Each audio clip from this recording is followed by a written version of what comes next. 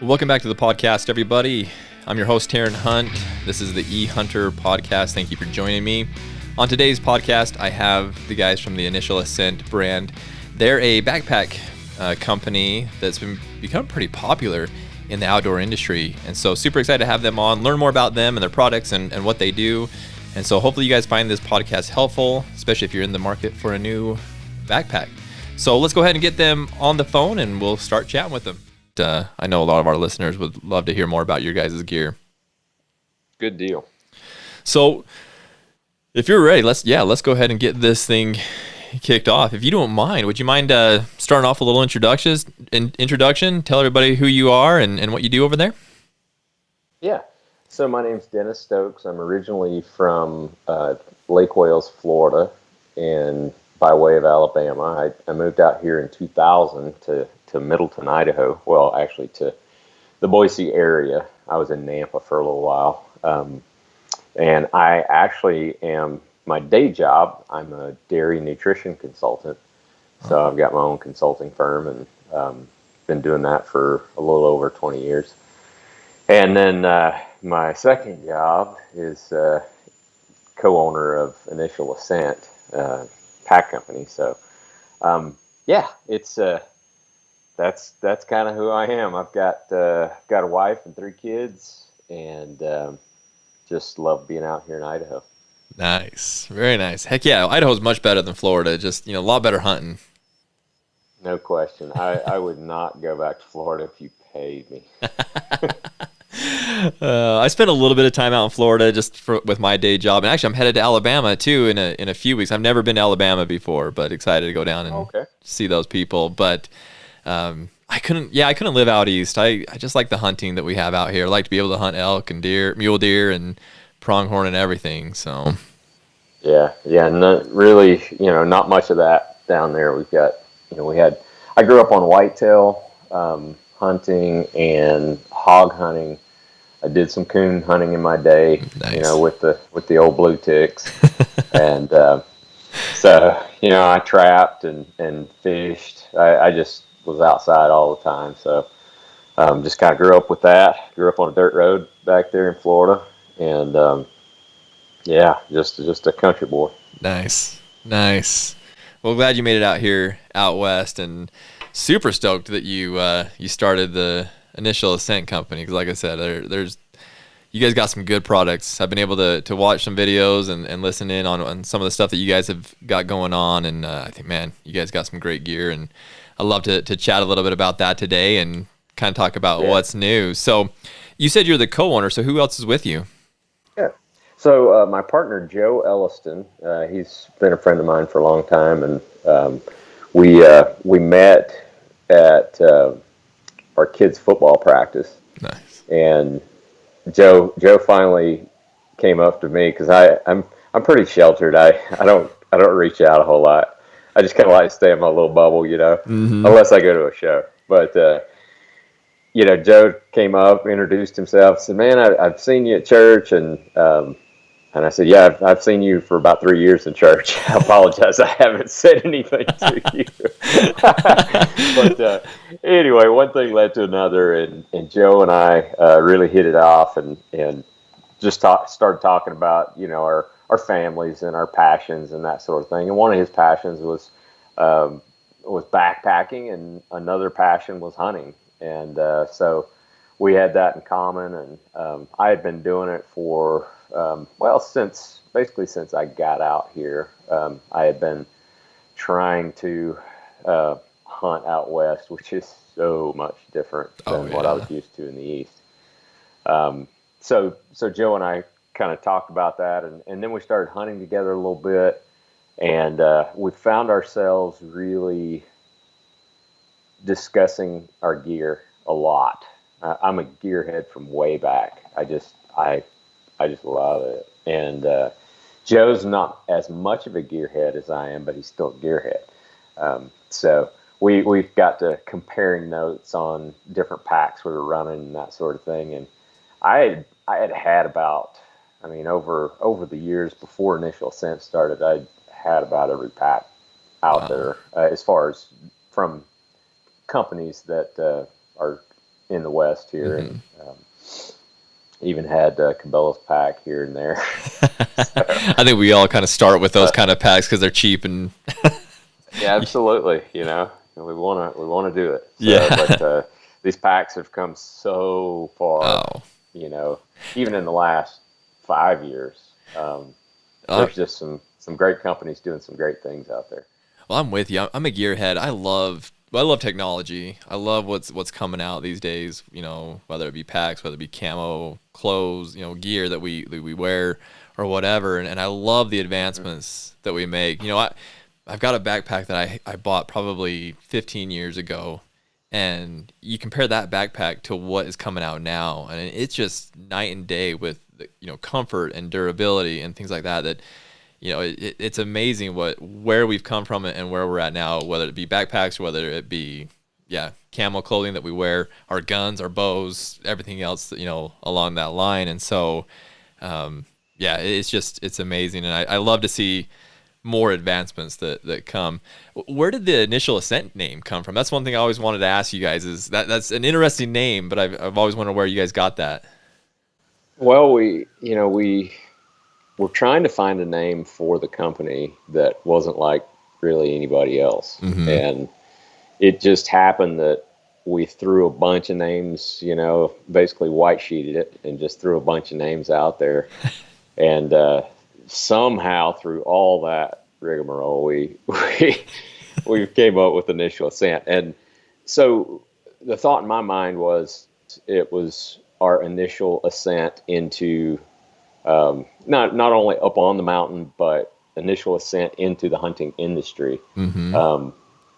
And I definitely didn't want to say anything about descending. So right. we're gonna be ascending. We didn't want to get crushed before we even started. So That's awesome. I was kind of thought when you're climbing the mountain, it's always the hardest part, and so I thought, oh, this is gonna make the hardest part of the hike even easier because you got a better pack on your back rather than coming down the hill. So there you go. Yeah, there's all kinds of hidden meanings there. love it. I think it's a cool name. I think you guys have a cool logo. I've talked a lot with Guy over at Western Contours, and actually we did a podcast in your guys' booth back in 2019, and it's kind of the first time. You were the first live podcast for Guy. Yep, we were. It was awesome. It was such a cool setting. I mean, you guys were in the best spot right there. I mean, there was just so much going on around.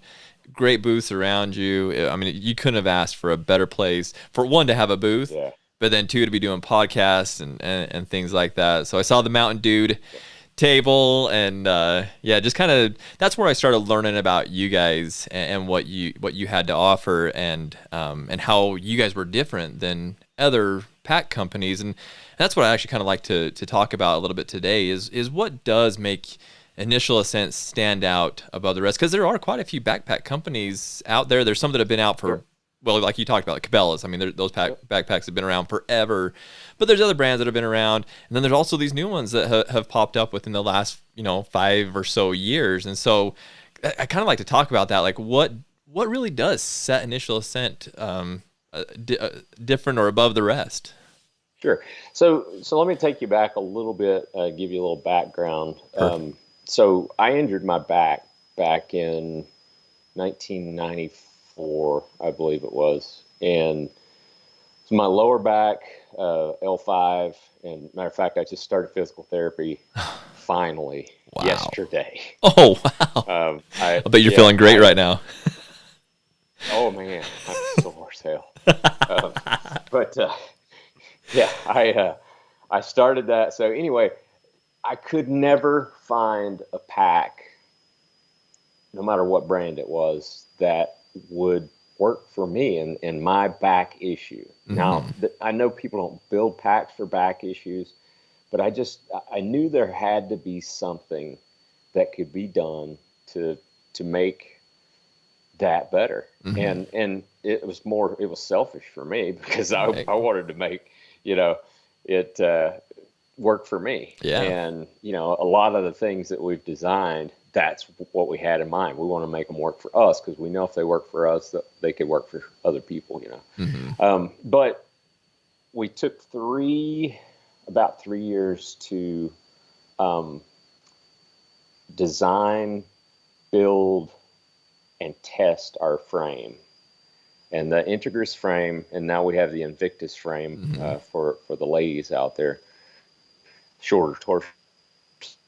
So, the Integris frame is what separates us from everybody else. Yeah. And I would add on to that the suspension as well.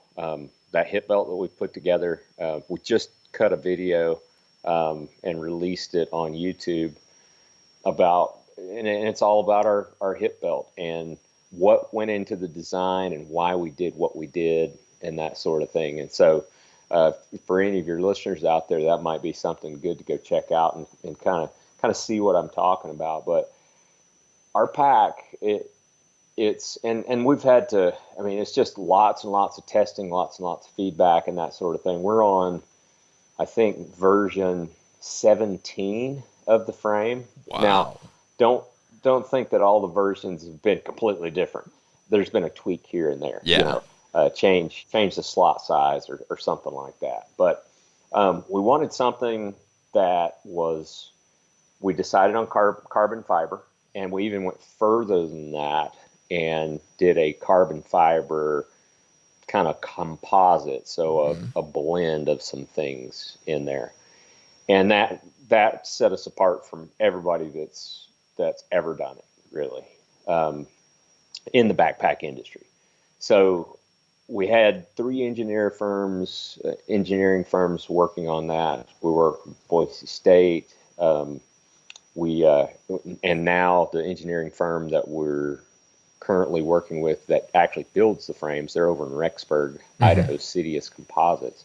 And so it was one of those deals where we had a good cookie as far as for an idea, but we had to build the recipe. Yeah. And it was just trial after trial after trial. So that's why it took us so long. And we knew that was the foundation of what we were doing. And foundation is very important to us. If you've listened to any of the podcasts we've been on, Joe and I are Christian guys, and our foundation is Christ. Yeah. And we know that if that is solid in our relationship with Him, then everything else, is kind of gravy. And we thought the same thing about backpacks. Your frame is absolutely the most important thing, because the way we do things, we like to go out, light and come back really, really heavy. Yeah.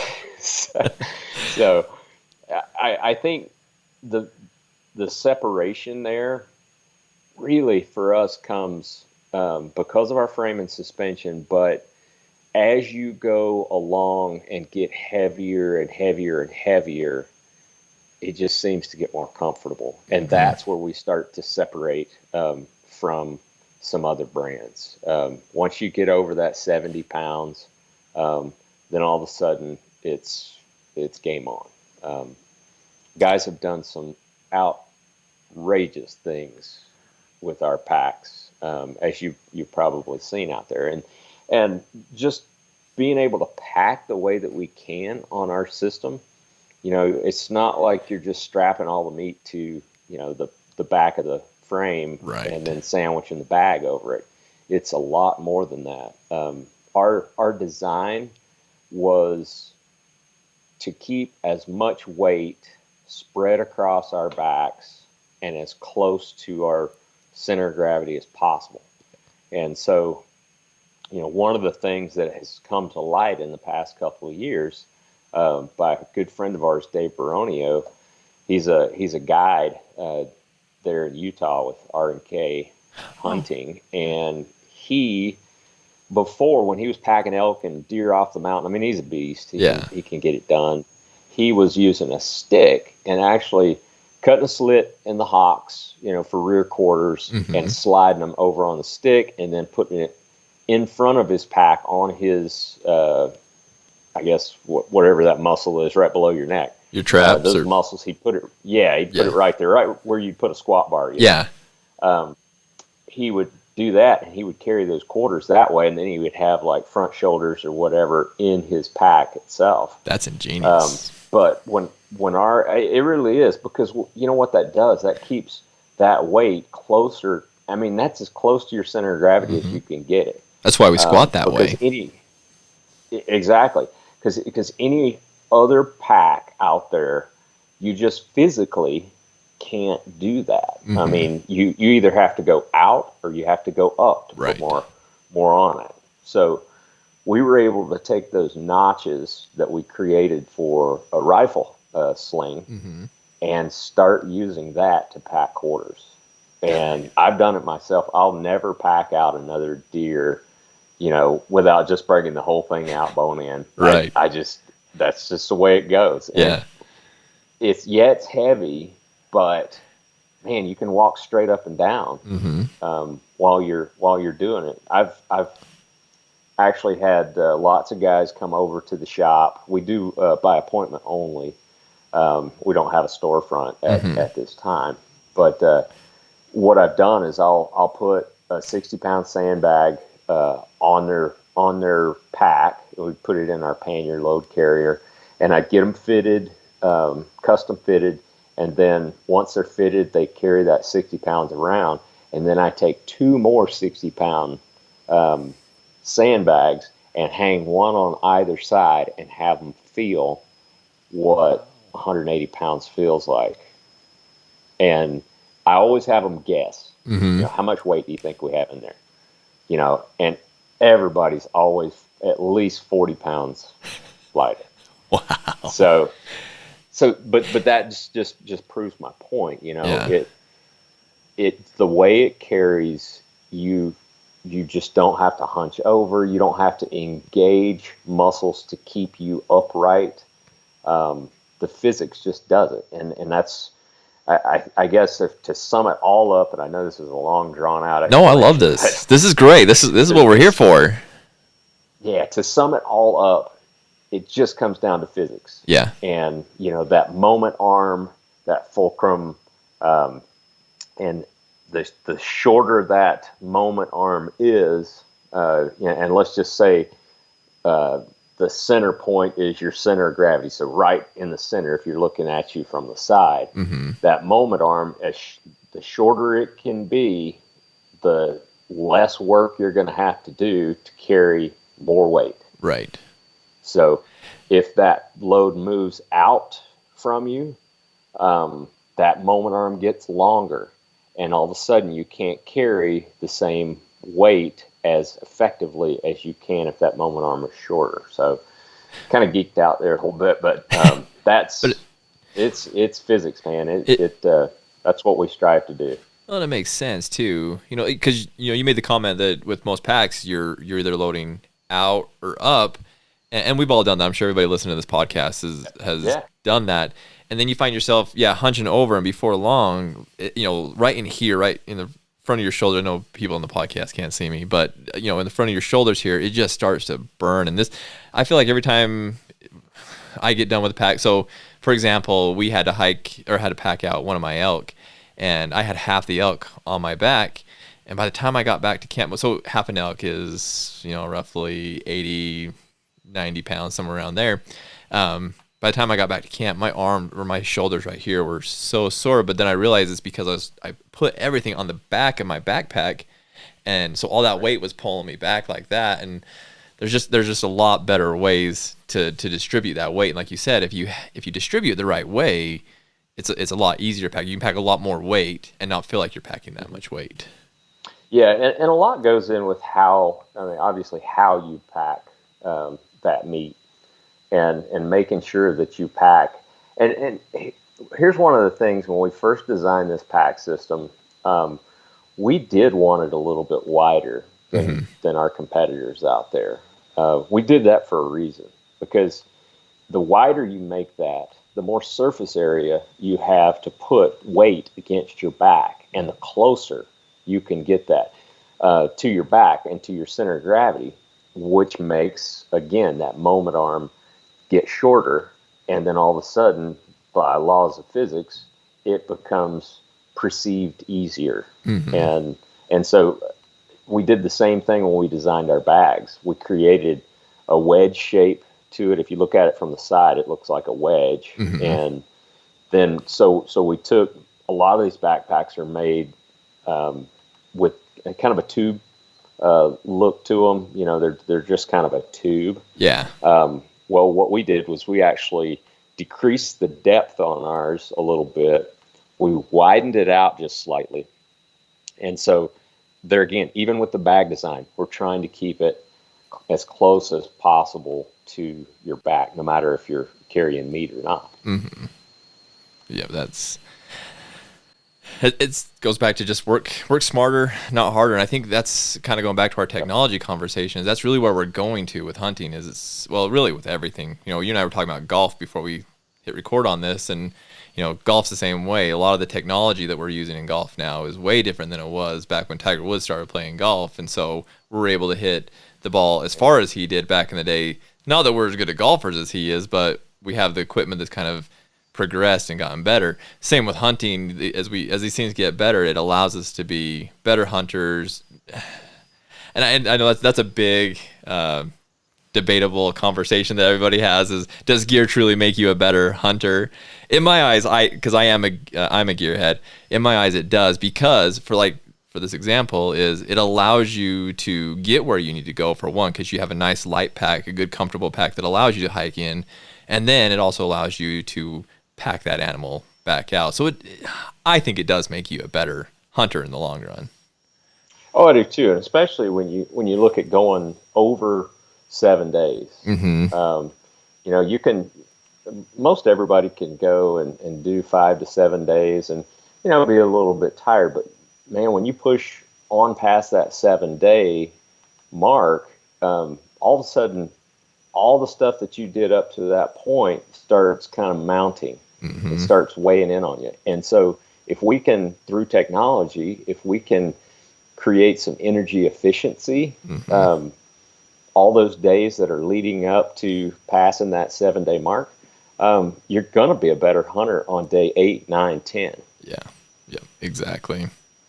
So what do you guys have coming out for 2022? I know that we have a lot of trade shows coming up pretty quickly. A big one, Western Hunting and Conservation Expos, which when we talked about where we met and kind of got to know you guys, I'm sure you guys will have a lot of your new stuff there. But I mean, with this technology that we've been talking about, I know it's going to continue to evolve, and every year you guys are going to have different looking stuff. It's not going to be huge changes, I'm sure, but little different tweaks and whatnot. So, and I don't ask you to, I'm not asking you to reveal any secrets here, but what's going on for 2022 for you guys? You know, I'll back up just a little bit. 2020 and 2021, you know, have been really challenging years. But it does seem like in the outdoor space, it may have kind of helped, you know, us out a little bit. Yeah, I was going to ask you that. Was it good for you guys, or was it bad for you guys? Because it was bad for a lot of you know different companies. But it was bad for 1 month. Wow. When COVID first hit, that right there in March, I guess it was, 2020. Yeah. It was bad for 1 month because I think everybody was scared to death. Right. And I mean, I was a little afraid too. Well, it's a hard time to have a business that you never know what's going to happen. Oh, for sure. Well, especially when you're just going, because we just launched in February of 2018. Oh, so, wow. Yeah. Yeah. But the thing is, everybody everybody started getting into hunting. In fact, I think 2020 or 2021, I can't remember the stat on it, but like it was the highest number of new hunters were introduced. I'm pretty sure it was 2020 is the year that there were more hunters or more people became hunters that year than any year in the past. Yeah, absolutely. And you know, you can no longer, you know, go 10 miles deep and get away from people, man. They're everywhere. There's guys on the hill, you know. So yeah, I just got back from Colorado. And you know, yeah, and that's great for the industry. It is. That's great for conservation. You know, selfishly, it's frustrating. There's challenges there. Yeah, it's frustrating. So all that work we put in, right? Yep. That's not bad to only have one bad month through all that, and then so since then, and I'm sorry to digress and get away from 2022, but it's been pretty good since then, though, huh? Yeah, I mean it really has. We just continue to grow. I mean, it's amazing that, I mean, with Joe and I being in it every single day, um, I mean, this is just what we live for. Yeah. Um, with us being in every day, um, it just it doesn't seem it seems like arduous. It seems to creep along. But if we look back to where we were in 2018, man, it's really grown. Yeah. It's really come about. More and more people are hearing about us, and kind of catching on to what we're trying to accomplish. And so I think 2022 I think it's going to be a great year. Who knows what's going to happen with, possible shutdowns again or whatever. Right. I don't lie awake at night thinking about that at all. You can't. I It's out of our just go control. do You my you kind of just have to Yeah, keep I just going. go do my thing, man. Yeah. And you know what? If something like that does happen, we're going to figure it out. But I sure hope that we can go to, expo this year, and that's going like, and I think that there'll be record crowds there. I think. Well, where it Um, was canceled last year, I think that we're all just yeah, so damn stoked to go to it that I think every hunter, if they can, if at all possible, I think they're going to be at that expo. So I agree. I think it's going to be amazing. It yeah, kind of I think it will be. it's going to be great and amazing. Although Saturday is going to be so busy and full, you're probably going to have to be like rubbing shoulders with every person that you come in contact with. Yeah, I know. We had probably 12 or 13 people at all times in our booth, and Wow. I never saw anybody just standing around. They're always talking to somebody. Um, and I dig that, man. Hmm. I love it. I'm kind of I mentioned before, I'm kind of a little bit sheltered, a little bit in my own little bubble. Yeah. But man, when I get to that, I eat it up. I just love it. I love talking to people, Hmm. at those things, and talking to them about what I'm passionate about, and trying to figure out a way to help them some way. Um, that's one of the main reasons I got into this, was to help people. I Yeah. mean, that I knew that there had to be some better ways to do certain things, and what we found out is, when we showed up on the scene in 2018, I mean, we kept it really quiet. I think only Joe and I knew that we were going to be there.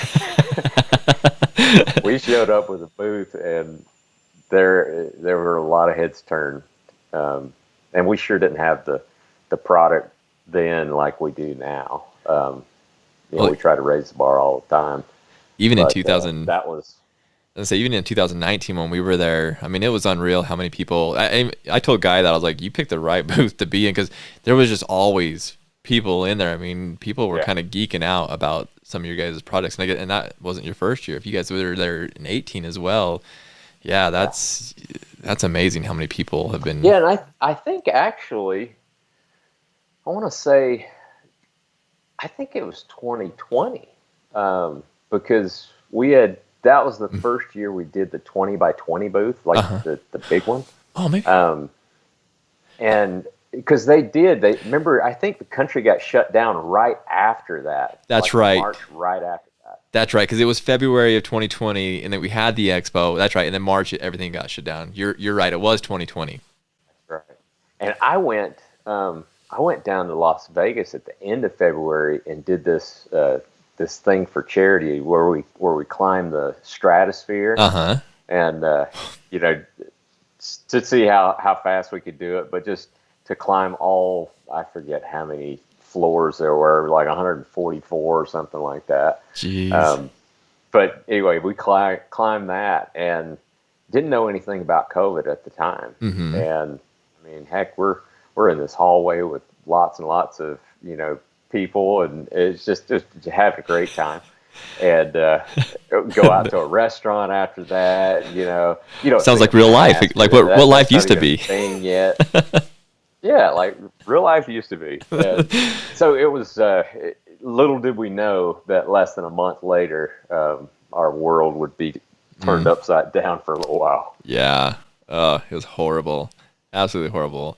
I do. I'm hopeful that the future is a little bit better. I know that cases have climbed, and I know they've thrown out the word again of a shutdown and whatnot. But I hope that we're getting past it and can kind of move forward and kind of get back to that again. What we've known life to be in the past. Heaven knows we've been dealing with this long enough. I mean, going on 2 years of it. So, man, do you guys have? So going back to 2022 and what's coming up? Oh, sorry. Go ahead, Dennis. Sorry. No, I was just going to say, so yeah, 2022. So we had some manufacturing struggles in 2021, but that's just with everything. I mean, and there was backlogs on products and that sort of thing. My partner Joe, he kind of handles all of we buy our own raw goods. Oh, nice. And then we build them here in Idaho. Nice. And so Joe is really on top of that. He did a really, really good job of getting stuff ahead of time, kind of forecasting a little bit and seeing, possible problems down the road with whether it be freight or, on land or water. So he kind of navigated us through that, which was great. But good. Then you had these soft goods manufacturers that, they're having employee issues. You had they were having trouble finding people to work, really. Because they were getting paid more sitting at home. Yep. than they were sitting there sewing technical gear. So anyway, we had some struggles then, but we've kind of worked our way through that. And 2020 is going to be a much better year. We believe we've kind of upped the manufacturing, increased the production capacity and that sort of thing, and just trying to get ready for the growth that we're predicting for 2022. That's good. That's a frustrating thing in the hunting industry in general, is trying to get stuff right now. I mean, ammo and bullets are just a whole other world, but really anything right now, you try to order something and you could be months out of getting it, or you may not even be able to order it. There might not even be a back order on it. So I'm glad that you guys are ramping up and getting prepared for that, because I'm hoping it's a busy year for you guys. I would imagine it is going to be a busy year for you. Yeah, so. I'm excited about it. As far as like new products and stuff, we do have a couple things that we're going to bring out in 2022. Now, as far as like the frame, the suspension, the bags, with the exception of a few tweaks here and there, just because they were just needed stuff. The more and more you use things and the more feedback you hear, you just make little tweaks to keep raising that bar.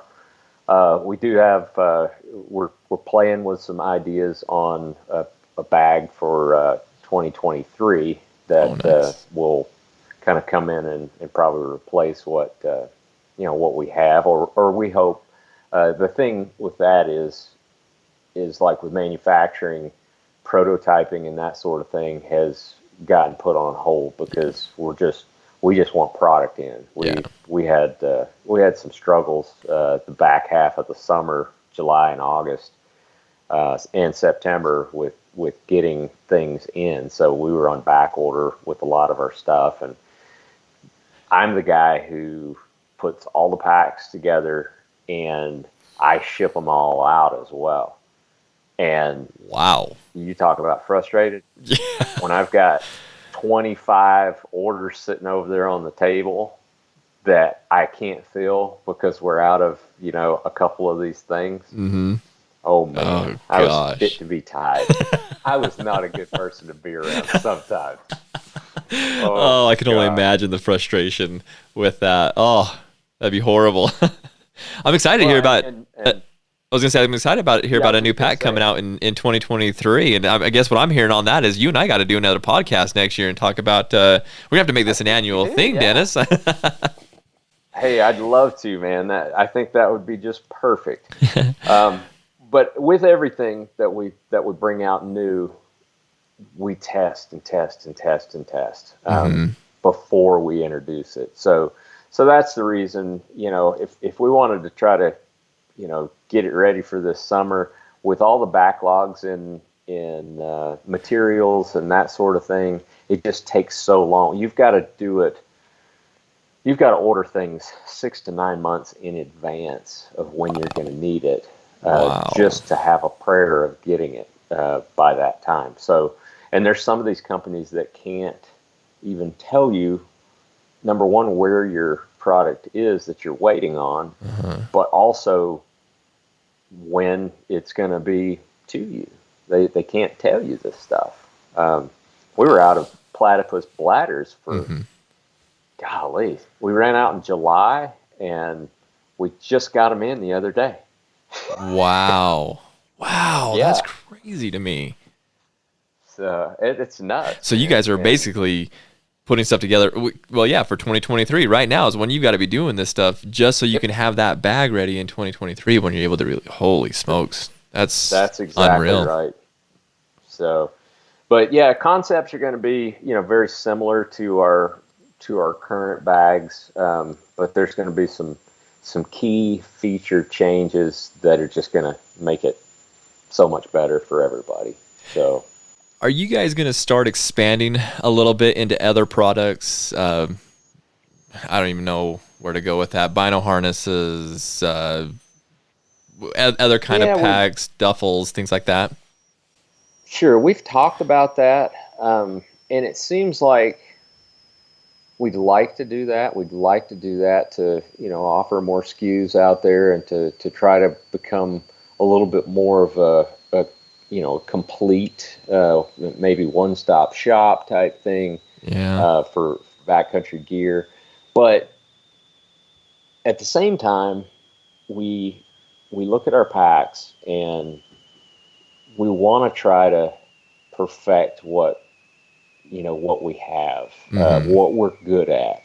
You start diving into other products and that sort of thing. And, and I know there's some other companies that have been very successful at that. But, when there's just two of us, man, you don't have the manpower. The janitor, but we're the CEO and CFO, and it just it's a tough thing. And so we would like to get into some of that, and you probably will see some of that coming along in the next couple of years. Okay. Which products we go with that, I'm not real sure on that. We don't want to just make a Me Too product. Right. Well, and the reason that I say that is just because I love the concepts that you guys have, and it actually makes a lot of sense because I didn't know a lot about the background of your company, and so hearing that it's you and Joe, and it's kind of you two against the world on this, it really actually makes a lot of sense with the products that you make, because the products that you make are very tailored to us. I think there's products that people make for the masses, and it's just kind of I don't know, one size fits all for lack of better words. And it seems like your guys' product is more tailored to what we do as hunters, and it's more personalized isn't the right word, but it's the best word that I can come up with at this point. So that's why I asked that question, is because I'd love to see your guys' concepts go into some of these other products. Like bino harness is one thing that's just coming to mind. It's just because your stuff is comfortable, it's durable, it's a good solid product, and so to expand that into other products, I think would be cool. I'm not telling you need to do that. I'm not telling you how to do your business, but no, just saying that. But you know what? That is a great point, and that's what we have in mind. But like I say, when we come out with something, we don't want to be a Me Too product. We want to make a difference. We want to make, whatever we make, we want that to help us be better out in the field. It's funny, when we showed up in 2018, just our presence in the industry, whether we were selling packs or not, made every company out there better. Yep. And that made us better hunters. Yep. Absolutely. So I 100% agree with that. I guess we helped our competition in that aspect. They probably look at it like, we've got another company coming in and that sort of thing. And it is a crowded space. It for sure is. But yeah, when you boil it all down, a new company comes in like that and it makes everybody sharpen their pencils. It makes them really put their thinking caps on, for the design and that sort of thing, and that just the hunters benefit Yeah. from that process. Exactly. No question. Exactly. It's competition. It makes everything better. It is a saturated market, but the thing is you guys and a lot of other companies can do the same thing, come in and do things a little bit differently. And I want to say kudos to you guys, and I'm not trying to blow smoke up up your skirt or anything like that, but kudos to you guys for doing it the way that you do it. Like I said, I had no idea how your business model was set up until this very moment, and so I'm very impressed at what you guys are able to accomplish between the two of you, and it does leak into your product and your also, like you said, your presence in the hunting industry, because it did change right there about 2018 2019, and so yeah, kudos to you guys for doing it. Another question I was going to ask you, you talked about a storefront earlier. Is that something that you guys have talked about, is having a storefront available for folks? Yeah, we have we've talked about that, but we're just not to that point yet. First of all, Joe and I both have our full-time gigs, Mm-hmm. or our putting dinner on the table Yeah. gigs Yeah. type thing. And we wouldn't have the time to staff it. Plus, it costs a lot of money to do that, especially in this market. Yeah. So we're going to just keep, for right now, operating kind of how we've got two locations basically. One is a raw goods location. The other one is the finishing location, and that's kind of where I do all the appointments. And it's right here. I've got a large shop, and it's right here. We've got the entire finished goods shop here. Wow. So that it works, and for now, it's even though guys have to make an appointment, you still get that one-on-one, personal, customized experience, and that I love doing that. I mean, it's one of those things that if you can pick several things from the business, or if you just had to pick one thing from the business that you enjoy the most, and that is being with a customer and showing them about our packs and telling them about our passion. I can only imagine. I mean, I've never actually worked in retail. Well, so by trade, I'm a nurse, which is, I know everybody out there, you can make fun of that if you want to, but but being able to impact people's lives, that's really what matters. Even with Ehuntr, it's great. It's what I love to do, and kind of how you said how you started your company in kind of a selfish way, because you wanted, with your back issues, you wanted a pack that would benefit you. And same with Ehuntr. I started this because I just love the hunting industry. I love being involved. I love podcasting and stuff like that. And to do it with hunting is amazing. And so, it's just kind of that niche that we get into. And so, no, I think it's cool that what you guys are doing, what you're getting into. And I know I keep talking about these things as, other products and a storefront and stuff like that. And I don't mean to get you ahead of yourself in any way, because I do appreciate what you guys do and how you do it. I mean, I think it's really cool. Yeah. So, so you guys are going to be at the Western Hunting and Conservation Expo this year. Are you guys going this year? Are you guys going to any other shows that people can catch you guys at? Yeah, so we're doing the Idaho Sportsman Show again.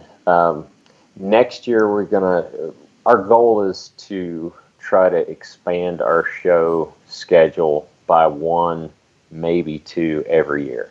Wow.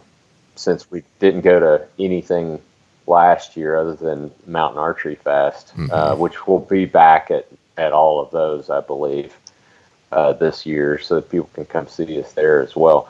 But that's the way you got to do it. You got to try to catch us when we're at these events, because that's where you can really come put your hands on these things. Obviously, if you're local to this area or passing through, you can set up an appointment with me for a one-on-one type deal. And you know what? I've done so many I'll ship a pack to somebody that ordered one, and they'll email me back and say, hey, I got a question about this, and this is what I'm feeling when I have it on. Can you help me? And so I'll jump on a Zoom call or Skype or FaceTime with the customers one-on-one in the evenings and go through it all. They can show me exactly what they're doing.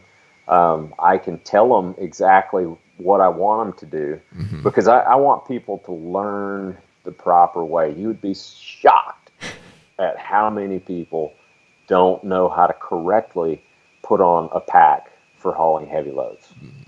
It's just amazing. It's job security.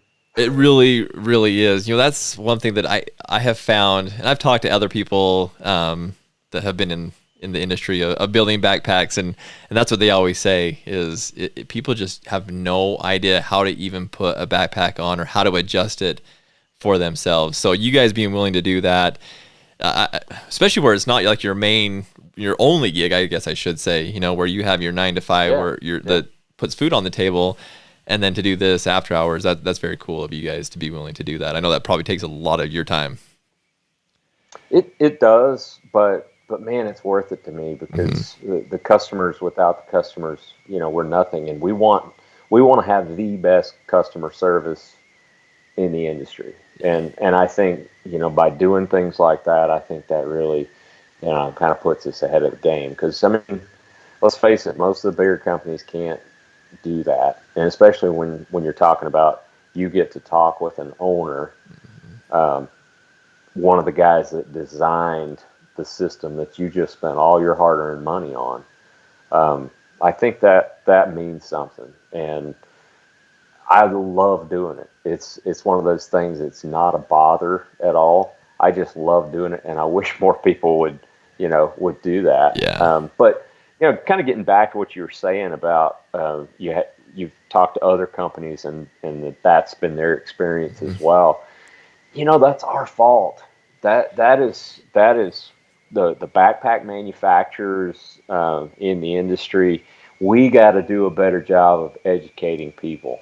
Because we can't be everywhere all the time, obviously, but we gotta, and most of these companies have really good videos and that sort of thing. And then it's on the customer to go, watch that video to make sure they learn how. But then if they have questions after that, how many people are actually going to get to talk with an owner or a designer and figure out the best way that it's going to work for them? Because everybody's different. Yeah. I appreciate you shouldering that responsibility, but I think the problem with hunters is a lot of time they'll hop online and they'll order something. And I found this out with boots. So I'm going to use a boot example on this is, you can hop online, you can go on Amazon and buy whatever boot you want. But it wasn't until I actually went to a show, an expo, and talked with the guys, talked about the different products. Had I not done that, I would have ordered the wrong boot for what I want. I wanted an all leather. Well, I didn't really know that I wanted an all leather boot, but after telling him kind of where I hunt and the things that I do, he's like, you want an all leather boot for where you're going. You want no insulation because your feet get hot and sweaty and disgusting. And he started just going through all these different things of the boot that I need. And like I said, had I not done that, then I would not have known what I needed if I would have just gone online and done it. And so for those hunters out there, don't just hop online and just buy whatever. I feel like you're wasting your money doing that, especially when there's companies out there that are willing to help you, whether that's videos and you guys listening out there, we hop on and check out the Initial Ascent videos. A lot of good content out there, and I don't give a lot of plugs for other podcasts, but the Gritty guys, they use your guys' products and they put that stuff through the ropes. I mean, holy smokes, do those boys beat the crap out of those packs and carry them in a long way. So if you want to see what an Initial Ascent backpack can do, watch those videos. But anyways, back to my point is there are companies out there like Dennis, like Initial Ascent, that will be willing to help with identifying which pack's best for you, and not only which pack's best for you, but how to actually properly use it. Because, like we talked about, they just don't know how to use it properly. Most people don't. Yeah. So, Yeah, it's a very, very important. Great point.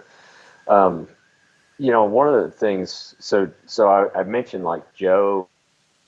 He was kind of he's on the back end of stuff. He handles the buying of the raw goods. He handles a lot of the bookkeeping responsibilities, accounting, a lot of stuff as far as that goes that are behind the scenes that are absolutely necessary, but the customer doesn't get to see. And then, Mhm. fortunately for me, I hate that stuff. Um, I I like the customer, you Yeah. know, interaction and relation, and Joe does too, and he's really good at it. But just kind of how we separated our roles for right now, Hmm. that's kind of how it's been. And so I'm kind of I'm in the face of the customer. If you call Initial Ascent, you're going to get me. Yeah. I Yep. mean, that's just as simple as it is. You're going to get me, and if you don't get me, you can leave a message, and I'm going to call you back. Yeah. Um, the emails that we put out, I spend 30, 45 minutes every single night putting together the next day's email. And the way I've approached it, we don't do a lot of the fancy logos and the fancy Hmm. pictures and all that eye appealing stuff. It's more like a letter, or it's more like an email to a buddy, Yeah. where I talk about all kinds of stuff. I talk about, like, one email I talked about a trip to the DMV, and and It's a the next hellacious email I experience. talked about my back problem, and Hmm. then how that relates to Initial Ascent. Hmm. So it's more about building relationships with our customers, and there's close to 30,000 on our email list that Wow. I'm trying to slowly build a relationship with. And every email that comes out is from me personally. And that's just another thing I love to do. Yeah. I love writing it. I do get writer's block quite often, but I love doing that. I love seeing the responses come back, and just how it's impacting people's lives. Yeah. That's awesome. And that's a great segue. We're coming up on an hour here, and I didn't mean to take up your entire night, but what are the best ways to get in touch with you if people have questions? I mean, we've kind of talked about a few things here, but what are the best ways to get a hold of you if people have these questions? Yeah, you can go to our website at initialascent.com. We're on social media, so just look up Initial Ascent. I think it's at Initial Ascent on Instagram, and then Initial Ascent Packs on Facebook, I believe. Okay. Um, and you can call us as well. And on the website, there's an 800 number, that you can call, and you can get me basically, from 8 to 5 on that. I try to keep business hours on that phone, because I know it's going to get there's going to come a point where I'm just not going to be able to keep up with that. But I'm also going to have to leave my other gig. So, Yeah. but yeah, you can call, email dstokes at initialascent.com, or info at initialascent.com. So those are the best ways. Awesome. And I'll put those some of that contact. Like I'll put all the social media links, email, phone number, stuff like that down in the show notes, so that if anybody wants to, they can get a hold of Dennis and Joe and ask questions and things like that. So it makes it easy for anybody that's listening to the podcast and listening to the show.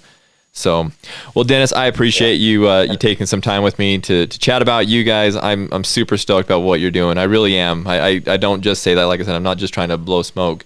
Everything I know about you guys, I know basically through Guy, and he speaks very, very highly of you all. And everybody I've come in contact with that has had an Initial Ascent pack or has had any kind of interaction with you guys, again, they all speak very highly of you. They can't say enough good things about you guys. So keep doing what you're doing. Appreciate what you're doing for the industry. I'm looking forward to the expo. I'd love to stop by, shake your hand, get to know you a little bit better as well. Please do. Yeah, I would really enjoy that. And thanks so much for having me. This was a lot of fun. Let's, like I said earlier, let's make this a yearly occurrence. I'd love to keep everybody up to speed with what's going on, at least our listeners up to speed with what's going on with you all. Done. Cool. All right, Dennis, well, I'll let you back to your evening. I appreciate you taking the time, and hopefully we can talk soon, all right? Thanks, man. Take care. Okay, see you, buddy.